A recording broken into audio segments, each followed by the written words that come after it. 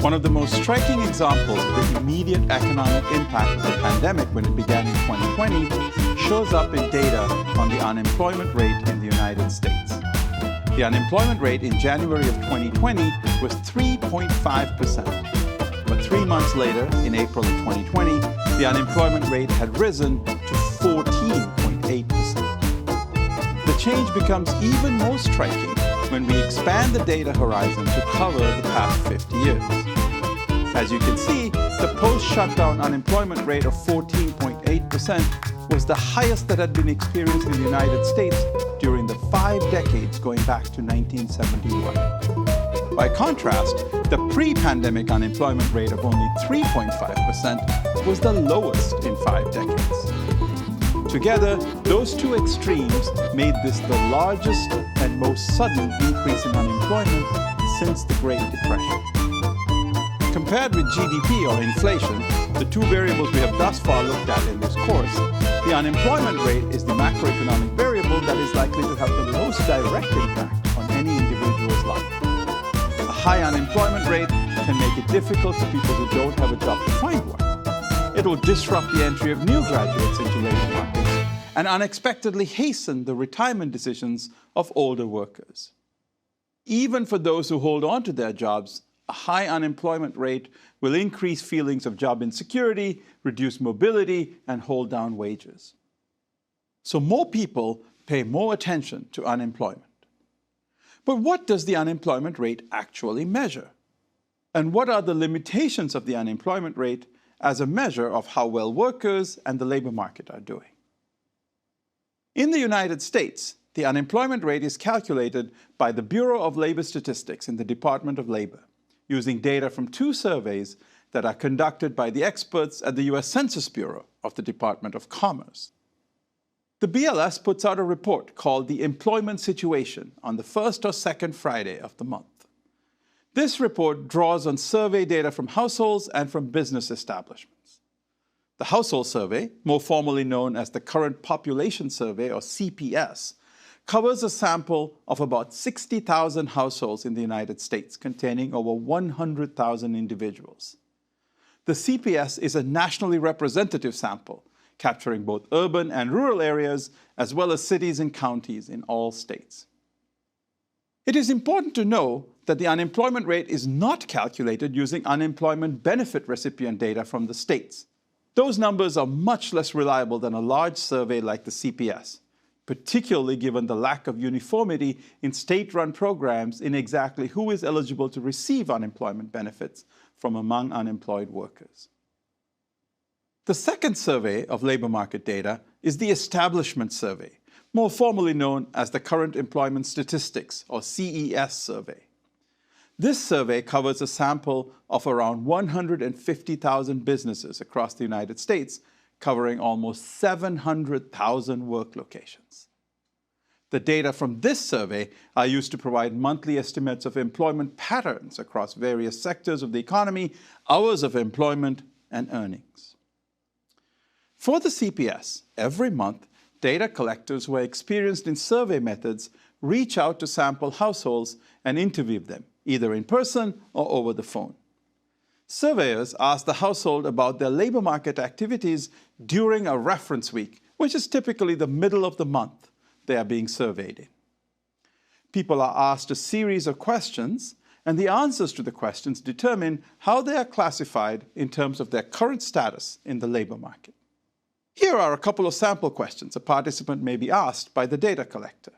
Did you do any work for pay or profit? Did you do any unpaid work in a family business or farm?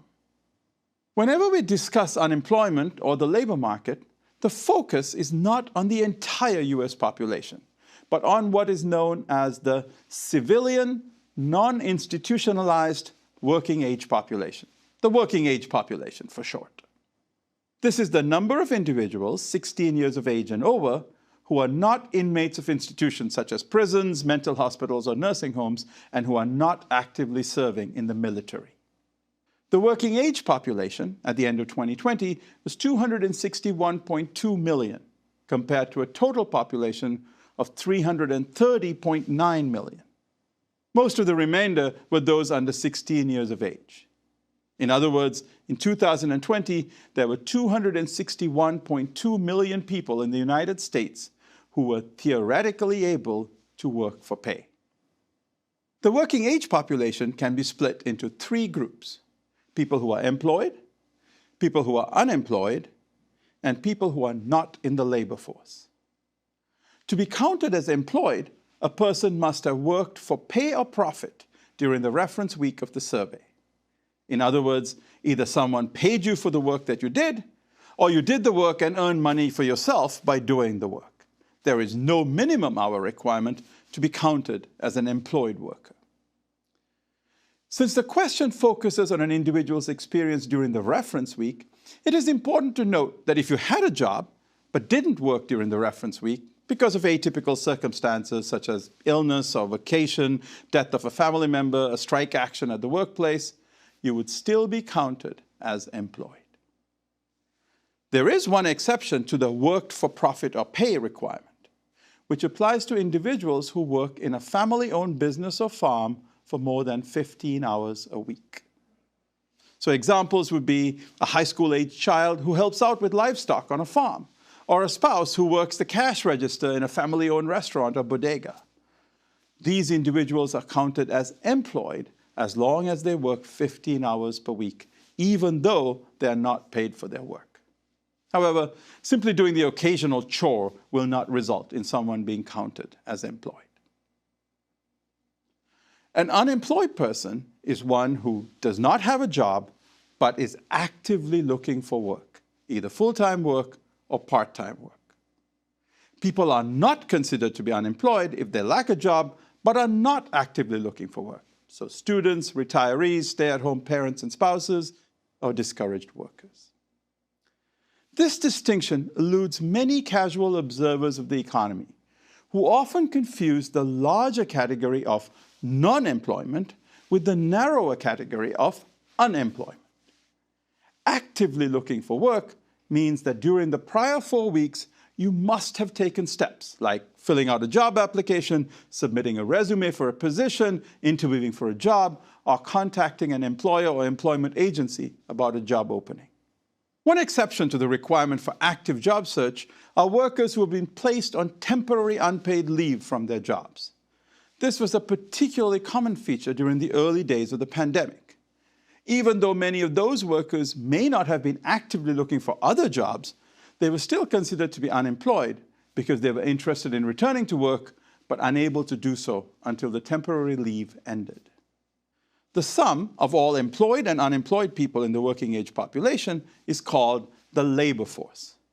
In 2020, the US economy had 149.8 million employed people and 10.8 million unemployed people, for a total labor force of 160.6 million people. Notice that this total labor force is much smaller than the 261.2 million people in the working age population. That is, there's always a third group of people, in this case about 100 million people, who are categorized as being not in the labor force.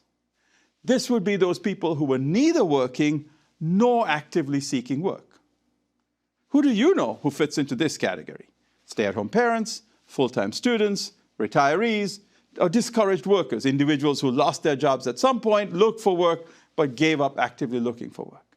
Or individuals who are unable to work because of their own ill health or caring for someone else. Now, the employed can be further subdivided into those employed full-time and those with part-time work. Even though popular culture has conditioned us to think of the 40-hour work week, the magic number that the BLS uses to draw the line between full-time and part-time work is 35 hours of work. Any individual who works between 1 and 34 hours per week is considered to be a part-time worker. About 1/6 of all employed workers, around 25 million individuals, were part-time workers in 2020. The most commonly used measure of the health of the labor market is, of course, the unemployment rate, which is the fraction of the labor force that is unemployed. In 2020, the unemployment rate was 6.7%. In a labor force of 160 million, a 1 percentage point increase in the unemployment rate would mean an additional 1.6 million people who would like to work but are unable to find work. This provides sobering context for what happened during the start of the pandemic, when unemployment rose by nearly 11 percentage points. So about 17 million people lost their jobs in a short period of time. Over time, as the pandemic-related shutdowns eased, many of those people were able to return to work. When people moved back to being employed, the unemployment rate would drop, showing that the labor market was improving. However, other individuals who lost their jobs may have stopped looking for work because they needed to help with care and education of young children at home, or because they had to care for family members impacted by COVID, or simply because they themselves did not want to be exposed to unsafe situations at work. People who stopped looking for work would be categorized as having dropped out of the labor force altogether, and thus would not be factored into the calculation of the unemployment rate. Such omissions can lead to misleading movements in the official unemployment rate. Let's use a simple example with round numbers to demonstrate. Suppose there were 250 million people in the population, and 150 million of those people were in the labor force, of which 7.5 million were unemployed. In that case, the unemployment rate would be 7.5 million over 150 million, or 5%. Now, suppose a large shock resulted in 5 million additional people losing their jobs and becoming unemployed. In that case, the number of unemployed would be 12.5 million, the labor force would remain at 150 million, and the unemployment rate would rise to 12.5 million over 150 million, which is 8.33%. But now suppose that half of those 5 million newly unemployed workers decided to stop actively looking for work. In that case, the number of unemployed would drop to 10 million, and the labor force would also shrink in size to 147.5 million. The 2.5 million individuals are no longer considered to be unemployed and hence are not in the labor force. The unemployment rate would now be 6.8%. But the 1.5 percentage point drop in the unemployment rate in this example did not mean that the labor market improved. During the pandemic, as in many cases, a drop in unemployment can often mean the opposite. People's employment prospects diminish to the point that they no longer actively sought work. In fact, if labor market prospects improve and those 2.5 million workers return to look for work, and half of them, 1.25 million, find jobs, but the other 1.25 million still have to keep looking, the unemployment rate would go up to 7.5%. So even though the labor market has improved, with more people employed, the unemployment rate has actually worsened. And this is why looking at the unemployment rate alone is a very limited lens through which to view the labor market. Because of this weakness, economists also use two other measures, the labor force participation rate and the employment to population ratio, to gauge the health of the labor market. Let's take a closer look at each of these measures in turn. The labor force participation rate is the fraction of the working age population that is in the labor force. In other words, it asks what fraction of those who are capable of working are in fact working or actively looking for work. For 2020, the labor force participation rate for the United States was 61.5%. When looked at historically, the labor force participation rate shows long-term trends that overwhelm the short-term fluctuations, unlike with the unemployment rate. We see a steady and sharp trend of increase in the labor force participation rates from the 1960s through the 1990s. And then a steady decline that began in the 2000s with an acceleration of the decline following the major downturn in 2008-09. How do we understand these movements? Well, part of the change reflects demographic changes. As the baby boom generation came of working age in the 1960s and began entering the labor market, the labor force participation rate rose. Then, as the baby boomers, shown in the red line, got older and began to hit age 55 in the year 2000, they increasingly began to drop out of the labor force, resulting in a lower labor force participation rate, the blue line.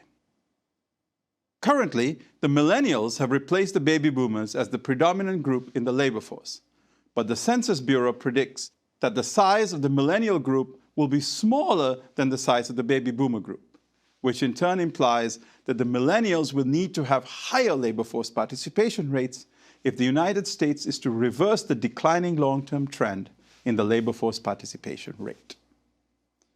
Another change underway over that same period reflects changing gender roles and opportunities in the labor market and within households. More women began to enter the labor market beginning in the 1960s, causing the labor force participation rates of women to rise. At the same time, the decline of manufacturing jobs meant that good labor market opportunities in traditionally male-dominated sectors were declining, resulting in reduced labor force participation among men. A third reason for the decline in labor force participation in recent times is that in some cases, the negative impact of a temporary recession can have long-lasting impacts on labor force participation. The 2008-09 recession and the slow subsequent recovery was particularly disruptive to older workers, many of whom were unable to return to work and in fact were pushed into retirement. The very sudden onset of the COVID-19 recession in 2020 caused especially severe disruption to the labor force participation of women. Many of the jobs that vanished at the start of the coronavirus pandemic were in service sector jobs like retail that were more likely to be held by women. In addition, women often found themselves bearing a greater burden of unexpected childcare and homeschooling requirements, as well as care for family members in ill health and more intense management of home life during the increased stresses of lockdown. These extra pressures on women sometimes led to the pandemic recession being described with the word she-cession, because many of the jobs that vanished at the start of the coronavirus pandemic were more likely to be held by women. Whether or not these women return to the labor force will also have a significant impact on what happens to the trend of the labor force participation rate over the next decade. The third and most encompassing measure of the labor market that economists look at is the employment to population ratio, which is defined as the fraction of the working age population that is employed. Simply put, it is asking what fraction of those who are capable of working are working. In 2020, the employment to population ratio for the United States was 57.4%. Economists typically consider the employment to population ratio as the measure that best captures the health of the labor market. You can understand this more by looking at the following decomposition, noting that the denominator in the first fraction and the numerator of the second fraction cancel each other out. Notice that the first fraction is the employment rate, the opposite of the unemployment rate, i.e. the fraction of the labor force that is employed rather than unemployed. The second fraction is the labor force participation rate. So what this shows is that this third measure encompasses both of the previous measures that we've discussed. The employment to population ratio is high when the unemployment rate is low and the labor force participation rate is high. Let's look more closely at a plot of this ratio for the United States. The employment to population ratio tends to fall during recessions, the shaded areas on the diagram, and rise during recoveries. It showed a positive trend until 2000, but then declined somewhat in the early 2000s before a precipitous drop in the 2008-09 recession, when the employment to population ratio declined by about 5 percentage points. The employment to population ratio reveals, in a way that the other two measures obscure, how damaging the 2008-09 recession was to the economy. First, note that it took close to a decade to recover even half of the decline suffered during the recession. Second, note that even in the relatively halcyon labor market of late 2019, when unemployment rates were at historically low levels, the employment to population ratio still had not recovered to what it had been in the period from the 1990s until the 2008-09 recession. Finally, note that the arrival of the COVID-19 recession briefly lowered the employment to population ratio to levels not seen in the entire post-war period. The decline was almost 10 percentage points, twice as large as it was in the 2008-09 recession. This time, the economy was able to make up most of that decline during the first 2 years of the ensuing recovery. Going forward, compared to the unemployment rate, the employment to population ratio returning to levels experienced before the 2008-09 recession is a better and more robust indicator than the unemployment rate of labor market recovery from the substantial negative impacts of the last two recessions. The broader view offered by the employment to population ratio has also led to a broader alternative calculation of the unemployment rate, known as the broad unemployment rate. After all, remember that if working-age people get discouraged at the prospect of finding a job and stop looking, they are no longer considered to be unemployed. Furthermore, there are some part-time employed workers who want to have a full-time job but are unable to find one. These workers are labeled as being part-time for economic reasons. The idea behind the broad unemployment rate is to capture how large the sum of all these groups is, relative to the labor force broadened to include discouraged workers. By construction, as you can see, the broad unemployment rate will be higher than the regular unemployment rate, especially in sharp downturns. For 2020, the sharp spike at the start of the pandemic in the broad unemployment rate reached 22.5%, compared with the 14.8% reached by the regular unemployment rate. At the end of 2020, the broad unemployment rate was 11.7% as compared to the regular unemployment rate of 6.7%. The broad unemployment rate is not as widely used as the standard unemployment rate in discussions of what is going on in the economy. This is because discouraged workers and part-time for economic reasons are both much more subjective categorizations than the employed, unemployed categories. How much time should pass before an individual has stopped actively looking for work before they stop being classified as a discouraged worker? If a part-time worker says that he or she wants full-time work, how do we know how much effort they're putting into finding a full-time job? Nonetheless, it is a useful number that economists pay attention to, even if not quite as much as with the other three measures discussed earlier. Now that we know how the key measures of the labor market are constructed, let's take a look at the reasons behind worker unemployment. There are 4 broad reasons why people are counted as unemployed. The first and most obvious reason is job loss. When a company shuts down or restructures itself, there are people who involuntarily lose their jobs because they are let go by the company. In addition, people also lose their jobs because of bad job performance or misconduct. Job loss is the most significant explanation of being unemployed, accounting for about 50% of unemployment. Job loss is particularly pronounced during recessions, most dramatically during the 2020 recession. The second most common reason for unemployment are the group called re-entrants. These are workers who left the labor force at some point in the past, perhaps to get more education or to raise a family, but now are actively trying to find work again. These re-entrants typically account for about 1/3 of all unemployment. On the other hand, re-entrants often have some choice over when to re-enter. So during recessions, potential re-entrants are less likely to seek employment and therefore contribute somewhat less to total unemployment.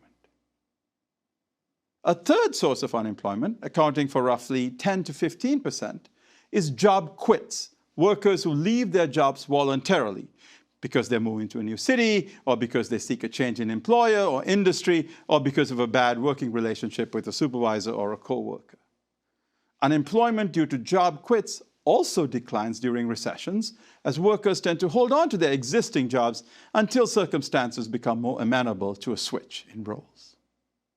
The fourth group of unemployed workers are new entrants to the workforce, accounting for another 10 to 15% of unemployment.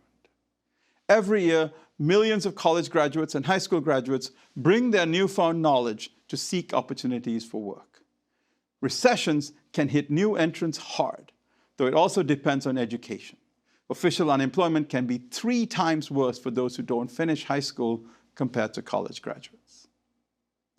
Overall, the labor market is extremely dynamic. Millions of jobs are lost every month, even when the economy is strong. Even if the unemployment rate stays constant between, say, January and December of a given year, most of the unemployed people who are actively looking for work in January are likely to be employed come December. Meanwhile, the unemployed in December may have been happily employed back in January. In fact, the median length of unemployment has historically been about 8 weeks, indicating that 50% of unemployed people are back at work within a couple of months. However, in the 2008-09 recession, we saw an alarming rise in the length of unemployment, with the median unemployed worker being without a job for as high as 25 weeks. This means that only half of all unemployed people were back at work within 6 months. Even a decade later, the median point at which half of the unemployed workers found a job was still at 10 weeks rather than 8 weeks. And what about the other half of unemployed people, all the people who had more difficulty than the median? The mean length of unemployment, the average, gives more weight to the outliers, and that average rose to 40 weeks during the 2008-09 recession. Even a decade later, the mean was still averaging 20 weeks of unemployment. Economists pay particularly close attention to those whose unemployment spells last more than 26 weeks. Such long spells are likely to be associated with a deterioration of skills and connections that will make a successful return to employment less likely. One of the most important features of the labor market in the United States is how dynamic it is. At any given moment in time, people are losing jobs, finding jobs, quitting jobs to take care of children or parents, entering the workforce after completing high school or college, or re-entering the workforce after a period spent away from it. A high unemployment rate can have a negative impact on the entire working age population, from college graduates seeking new jobs to older workers gearing up for a last few years of work before retirement. In spite of the importance of the unemployment rate, too often politicians are quick to condense all information about the labor market into this single number and use that number to further their own political arguments. The 3 measures of the labor market that we learned about in this lecture paint a picture about how the labor market is faring at a particular point in time and allow us to place the current performance in historical context. Of the 3, economists typically consider the employment to population ratio to be the measure that best captures the health of the labor market, because it combines into a single indicator what is conveyed separately in the unemployment rate and the labor force participation rate. As with measures of prices and output, developing our understanding of the strengths and limitations of the key macroeconomic measures of the labor market help build a strong foundation for understanding all of macroeconomics.